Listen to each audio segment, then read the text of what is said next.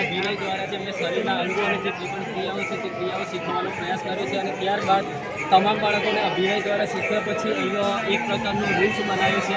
આ રૂલ્સ એ છે કે જેમ હું બોલું એમ તમારે કરવાનું છે, પણ હું કરું તેમ કરવાનું નથી. એટલે બાળકોનું ત્યાં મૂલ્યાંકન થઈ જાય છે. મૂલ્યાંકન એ પ્રકારે થાય કે જસ્ટ એક્ઝામ્પલ કે બાળકને આઈ દ્વારા આ રીતે મેં શીખવું હોય અને મેં એમ કહું કે જેમ હું બોલું એમ તમારે કરવાનું છે, પણ હું કરું તેમ કરવાનું નથી. હું મારી લોકો યર પકડી અને પછી આઈ બોલું તો બાળકને આઈ પર જ આવી જવું જોઈએ. એટલે ત્યાં તેનું મૂલ્યાંકન પણ થઈ જાય છે. અને અત્યારે જે 1 થી 8ના બાળકો છે, આમ જસ્ટ બાલવાટિકાના બાળકો પણ સરળતાથી અંગ્રેજી શબ્દો અને જે સંસ્કૃત શબ્દો હોય છે કે અથવા તો હિન્દી શબ્દો હોય છે એ સરળતાથી બોલી શકે છે અને ઉપયોગ કરી શકે છે. અને ક્રિયાઓ એ છે કે અંગ્રેજી શીખવા માટે ક્રિયાઓ સૌથી મહત્ત્વની છે. તો અમુક બાળકો એવા પણ છે કે જે અંગ્રેજી બોલી પણ શકે છે.